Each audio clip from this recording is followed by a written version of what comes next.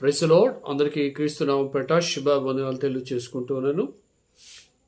చాలా రోజుల తర్వాత మరి ఒక వీడియోతో మీ మధ్యకు రావడానికి దేవుడు ఇచ్చిన కృపను బట్టి వందనాలు చెల్లిస్తున్నాను.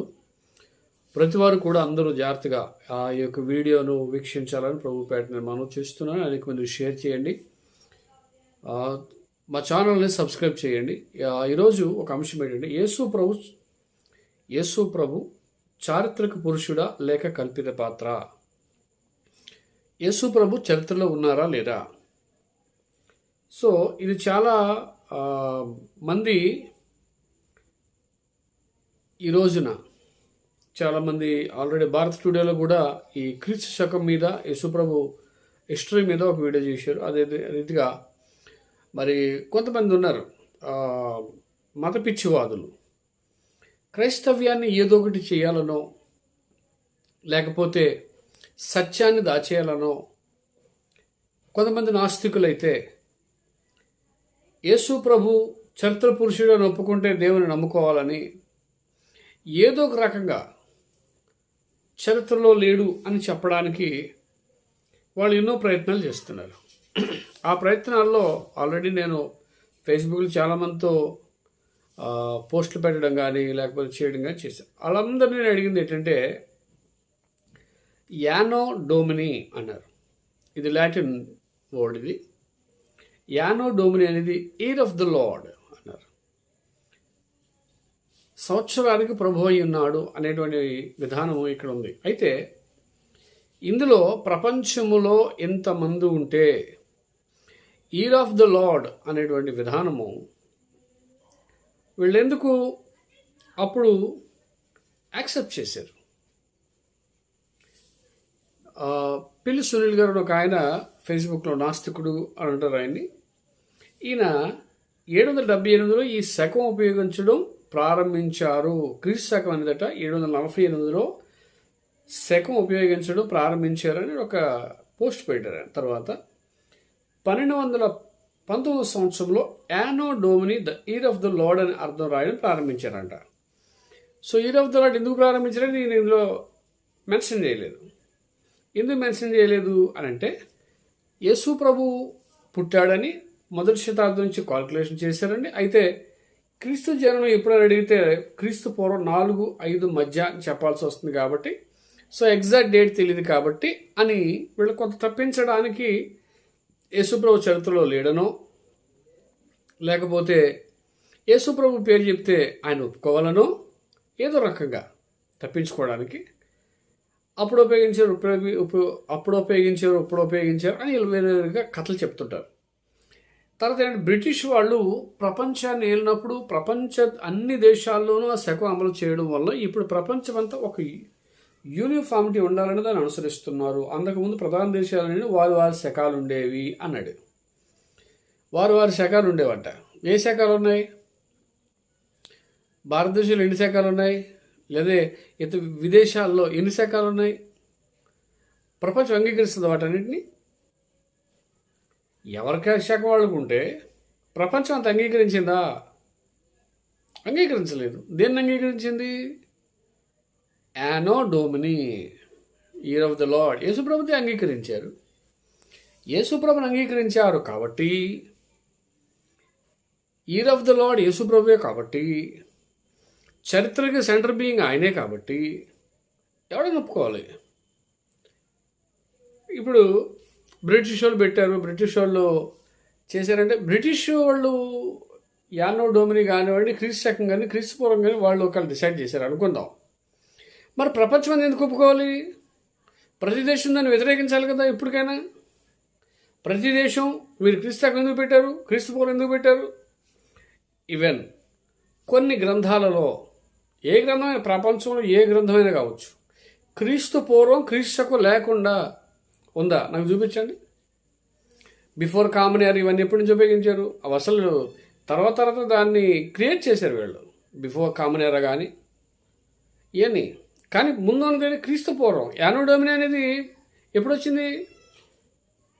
1219 వచ్చింది అనుకుందాం. మరి యానో డోమిని ఎందుకు ఉపయోగించారు? ప్రపంచంలో ఎంతమంది దేవుళ్ళు, దేవతలు, 33 కోట్ల దేవతలు ఉన్నారు అనుకోండి. మరి వాళ్ళ శకం ఎందుకు పెట్టలేదు? పోనీ ఎవరు శాలివాహన శాఖమో లేకపోతే అరబ్ శాఖమో ఏదో శాఖమో అని అనుకుందాం ప్రస్తుతానికి. మరి ఆ దేశపు ఏ దేశానికి సంబంధించినప్పుడు శాలివాహన శాఖం అన్నాం, శాతవాహన శాఖం అన్నాం అనుకోండి, మరి రికార్డెడ్గా క్రీస్తు పూర్వాన్ని తీసేసి ఆ శాఖమే పెట్టాలి కదా. మరి ఎందుకు క్రీస్తు పూర్వం పెట్టారు అంటే సత్యాన్ని ఒప్పుకోవడం మీకు ఇష్టం లేదు. ఏమండి? తర్వాత మీకు చూపిస్తాను, మీకు ఆల్రెడీ నేను స్క్రీన్ మీద పెడతాను. చూడండి, 25/12/2016 సాక్షి పేపర్లో ఏమనుందంటే, వివేకానంద గారు ఒక విషయాన్ని చెప్పారు. ఆ విషయం ఏంటంటే, యేసుక్రీస్తు దేవుడు సాక్షాత్తు దేవుడే మనిషిగా అవతరించాడు అని ఒక స్టేట్మెంట్ వివేకానంద గారిది వీళ్ళు సాక్షి పేపర్లు వేశారు. రెండోది మహాత్మా గాంధీ గారి సాక్షి 25/12/2016. ఈయన కూడా ఏమన్నాడంటే, మానవాళికి సంబంధించి లభించిన అత్యుత్తమ గురువులు యేసుక్రీస్తు ఒకరు, భగవంతునితో క్రీస్తుకున్న సామీప్యానికి ఆయన జీవితమే నిదర్శనం అని ఈయన అన్నట్టుగా ఈ సాక్షి వాళ్ళు ముద్రించారు. ఇప్పుడు ఎవరైతే యేసుప్రభు కల్పిత పాత్రనో అన్నారో, వీళ్ళకి వివేకానంద గారి కంటే మహాత్మా గాంధీ గారి కంటే గొప్పవాళ్ళని వాళ్ళు అంత జ్ఞానం ఉందంటారా? వాళ్ళంత రీసెర్చ్ వాళ్ళు చేసి ఉంటారంటారా? చరిత్రలో లేకపోతే యేసుప్రభు గురించి చాలా ఎందుకు చెప్పారు? మహాత్మా గాంధీ గారు ఎందుకు చెప్పారు? వివేకానంద గారు ఎందుకు చెప్పారు?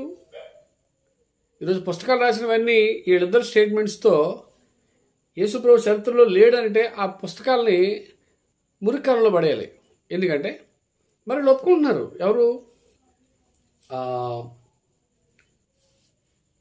వివేకానంద గారు కానివ్వండి, లేకపోతే మహాత్మా గాంధీ గారు కానివ్వండి, తర్వాత రామకృష్ణ పరమహంస గారు కూడా truth speak Christ 12 page, Ramakrishna మత్ మైల్పూర్ చెన్నై 4.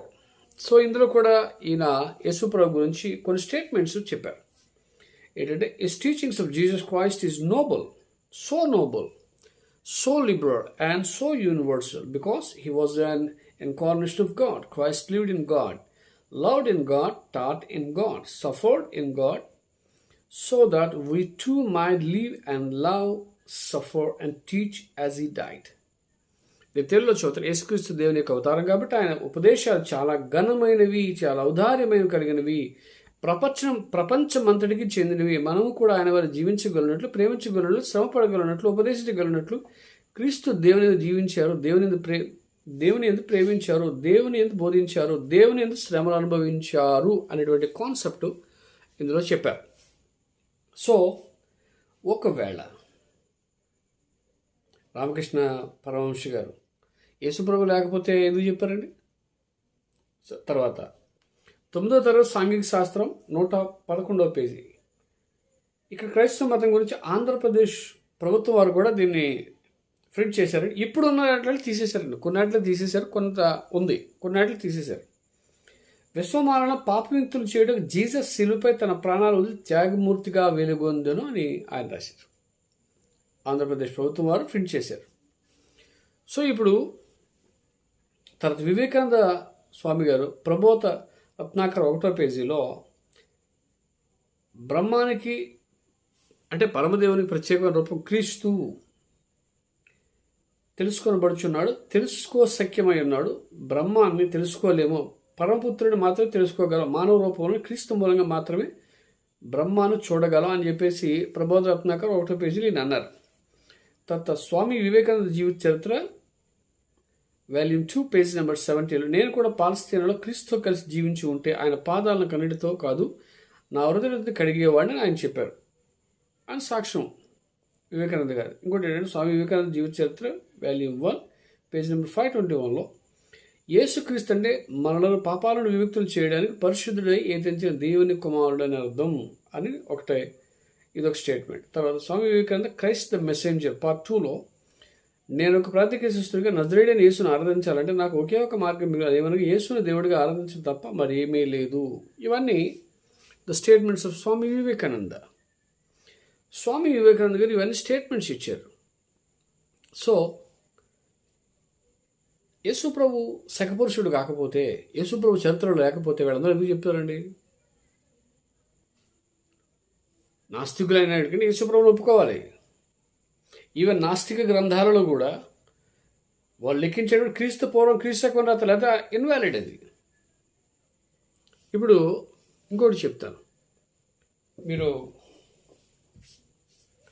భవిష్య పురాణం ప్రతిసర్గ పర్వం 3:30లో నిత్యుడు పరిశుద్ధుడు దయామయుడు దేవుడు నా హృదయంలో ఉంటారు, నాకు ఈ విధముగా నా పేరు ఈసా మసీహాగా ప్రతిష్ఠించబడింది. అంటే పరిశుద్ధుడు, పాపము లేనివాడు ఉన్నాడు, పాపము లేనివాడని భవిష్య పురాణం చెప్తుంది. తర్వాత భవిష్య పురాణం ప్రతిసర్గ పర్వం 22:23లో నేను దేవుని కుమారుడు కన్యక గర్భంలో అవతరించి నేను పాపులకు నీతిని బోధించుటకు వచ్చిన వాడను మరియు సత్యవ్రతమునందు ఉన్నవాడను. ఎవడు కన్యక గర్భంలో పుట్టి పాపులకు నీతిని బోధించడానికి వచ్చినటువంటి వాడు ఎవడు? భవిష్య పురాణం ప్రకారం. సో పరిశుద్ధుడైనటువంటి వారు ఎవరు? చూపించండి. మీరు మీ గ్రంథాలలో ఉంటే చూపించండి. Just I want to know. మీరు చూపిస్తే మేము తెలుసుకుంటాం. తర్వాత ఇవన్నీ కూడా తర్వాత ఇంకా ఇలా చెప్పుకుంటూ పోతే చాలా ఉన్నాయి. నేను అన్నిటి గురించి నేను ఫ్రంట్కి వెళ్ళను. అయితే యేసు ప్రభు చరిత్రలో లేకపోతే చాలామంది ఎక్కడ కన్ఫ్యూజ్ అవుతారంటే, యేసు ప్రభు చరిత్ర ఉందా, ఎప్పుడు పుట్టాడు? ఇదే ప్రశ్న. యేసు ప్రభు ఎప్పుడు పుట్టాడు ఏంటి? యేసు ప్రభు ఆదిలోనే ఉన్నటువంటి ఆది యందు ఉన్నాడు ఆయన. ఇప్పుడు ఎవరికి చరిత్ర కావాల్సి వాళ్ళ గ్రంథాల సాక్ష్యం అండి. వాళ్ళ గ్రంథాల్లో ప్రూఫ్ ఉండాలి. ప్రూఫ్ ఏంటి? క్రీస్తు పూర్వం ఎలా వచ్చింది? క్రీస్తు ముందు, క్రీస్తు వచ్చిందే విడగొట్టారు. మరి క్రీస్తు లేకముందు లేదేం లేదు. అంటే హిస్టారికల్గా చరిత్రపరంగా ఉన్నది ఎవరు? యేసు ప్రభు. ఆ యేసు ప్రభువే చరిత్ర పురుషుడు, శకపురుషుడు. అందుకే ఇప్పుడు యేసుప్రభు ఎప్పుడు పుట్టాడు మాకు తెలియదండి. ఫస్ట్ హాఫ్ పుట్టాడు, 4 పుట్టాడు, 5 పుట్టాడు తెలియదు. యేసుప్రభు పుట్టడం అనేది ఆయన ఆల్రెడీ ఉన్నాడు.